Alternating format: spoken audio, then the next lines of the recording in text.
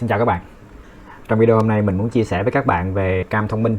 Cam thông minh gồm có những loại nào và trong thực tế ở các hãng quen thuộc thì người ta biến đổi nó ra làm sao. Thì như các bạn cũng biết là đối với một cây cam với hình dạng vật lý cố định, nó không thể đáp ứng được tối ưu tất cả các dải vòng tua máy. Vì vậy cho nên trên các xe ô tô cũng như một số dòng xe máy thì người ta ứng dụng cam biến thiên, hay còn gọi là cam thông minh đó. Cam biến thiên nó có thể thay đổi được các thông số như thời điểm đóng mở, duration của xu bắp nạp, xu bắp xả, khoảng overlap hoặc khoảng nhấn của piston để phù hợp tối ưu với từng dải vòng tua khác nhau. Mục đích thì là như vậy, nhưng hướng xử lý của các hãng thì có sự khác biệt nhau và đi kèm theo đó là tên thương hiệu của mỗi hãng nó cũng khác nhau.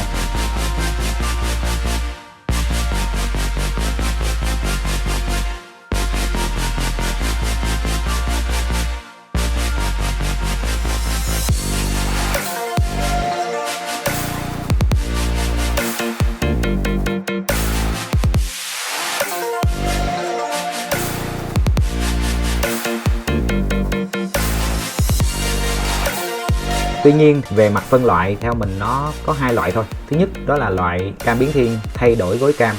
Loại thứ hai là thay đổi góc cam. Thay đổi gối cam có nghĩa là khi vòng tua máy có sự thay đổi thì bộ vi xử lý sẽ điều khiển cho một cơ cấu nào đó để chuyển cò mổ lên một gối cam khác.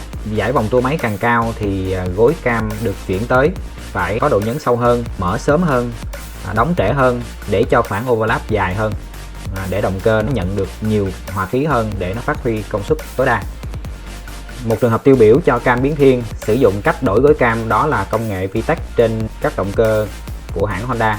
Với công nghệ VTEC trên trục cam nạp, người ta sử dụng 3 gối cam để điều khiển xu bắp nạp cho một buồng đốt, 2 gối cam thấp và một gối cam cao ở giữa. 2 gối cam thấp có độ nhấn thấp hơn, khoảng overlap cũng ngắn, còn gối cam cao thì có độ nhấn xu bắp sâu hơn và khoảng overlap dài hơn, phù hợp với tốc độ cao. Khi động cơ chạy ở dải tốc độ thấp, một cò mổ được điều khiển bởi gối cam thấp và một cò mổ được điều khiển bởi gối cam cao. Khi động cơ đạt tới dải tốc độ khoảng từ 6.000 vòng trở lên, ECU sẽ điều khiển để một van điện solenoid điều chỉnh bơm dầu đẩy một chốt liên kết nối kết các cò mổ lại với nhau để cùng được điều khiển bởi vấu cam cao. Một ví dụ nữa cho trường hợp cam biến thiên sử dụng cách thay đổi gối cam đó là công nghệ VVA của Yamaha. Tiêu biểu là trên chiếc xe Exciter 155 VVA ở phần xu bắp nạp thì có 2 gối cam, một gối cam thấp overlap ngắn và một gối cam cao. Nói là cao nhưng thực ra trên xe máy nó không thể cao hơn nhiều được. Các bạn nhìn thấy hình minh họa ở đây thì gối cam cho tốc độ cao này nó chỉ bè ra hơn, tương ứng với lại khoảng nhấn sâu nó nhiều hơn và khoảng overlap nó dài hơn mà thôi. Ở dải tốc độ thấp thì gối cam thấp sẽ điều khiển cho 2 xu bắp nạp hoạt động. Còn ở dải tốc độ cao, cụ thể là khoảng 6.000 vòng trở lên thì ECU sẽ điều khiển để van điện được kích hoạt và nó đẩy con chốt liên kết để cho cả hai cò mổ của xu bắp nạp nó đồng nhất với nhau và cùng được điều khiển bởi gối cam cao. Lúc này thì động cơ sẽ phát huy được công suất tối ưu bởi vì động cơ sẽ nhận được hòa khí vào nhiều hơn. Cam biến thiên được xử lý theo hướng đổi góc cam, hay tiếng Anh còn gọi là cam phasing.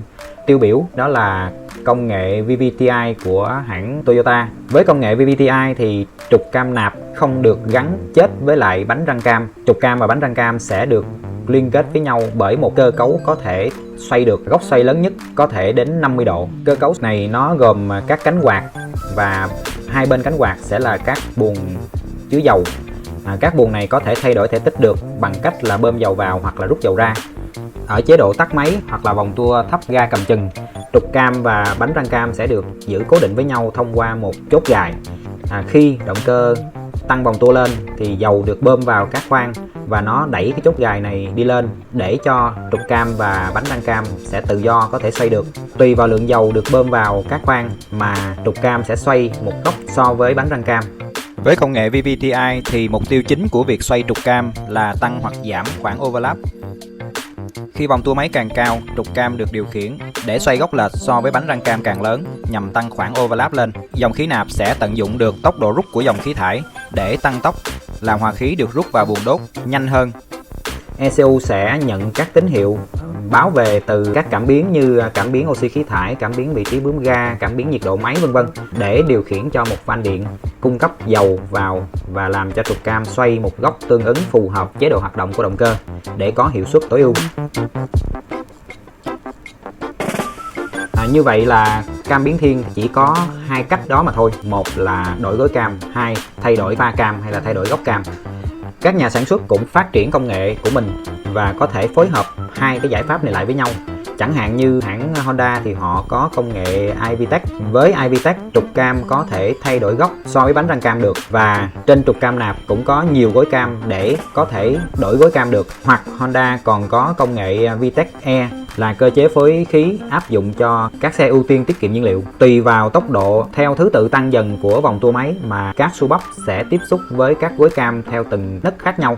Cụ thể như ở nấc vòng tua máy thấp nhất thì chỉ có một xu bắp ở gối cam thấp được kích hoạt và xu bắp kia sẽ đóng để hòa khí đi vào ít, động cơ tiết kiệm nhiên liệu. Vòng tua máy cao hơn một chút, cả hai xu bắp sẽ được hai gối cam thấp điều khiển.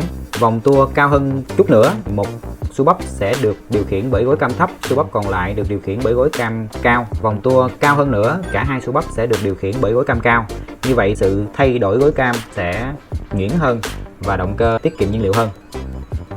Trên hãng Toyota, người ta cũng phát triển công nghệ VVT-i lên thành là Dual VVT-i, có nghĩa là cam biến thiên sẽ được áp dụng cho cả trục cam xả lẫn trục cam nạp. Hai trục cam đều có thể xoay góc được, từ đó mà động cơ sẽ hoạt động mượt mà hơn, tối ưu hơn ở từng giải tốc độ.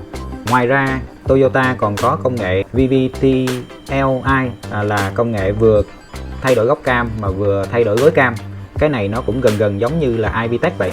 Trục cam có thể thay đổi góc cam được và có nhiều gối cam để thay đổi được. VVT-li này trước đây nó ưu tiên áp dụng cho dòng xe Lexus. Tuy nhiên nó không đáp ứng được tiêu chuẩn khí thải Euro 4 cho nên hiện tại thì không được trang bị cho các dòng xe nữa. Các hãng khác thì họ có những cái giải pháp khác và họ lấy tên cho công nghệ trục cam của họ cũng khác. Chẳng hạn như Mitsubishi thì họ có công nghệ Mivec, Mercedes thì họ có công nghệ Camtronic, vân vân.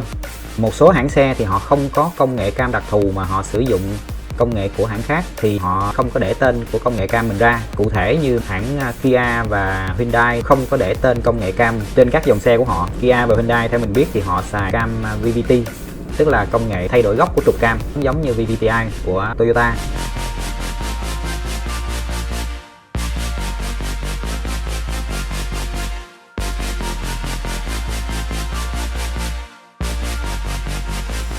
Vừa rồi là những chia sẻ của mình về các hướng biến đổi của cam biến thiên và một vài công nghệ cam quen thuộc trên các dòng xe. Hy vọng là những chia sẻ của mình nó sẽ có ích đối với các bạn. Cảm ơn các bạn đã theo dõi. Thân ái chào tạm biệt.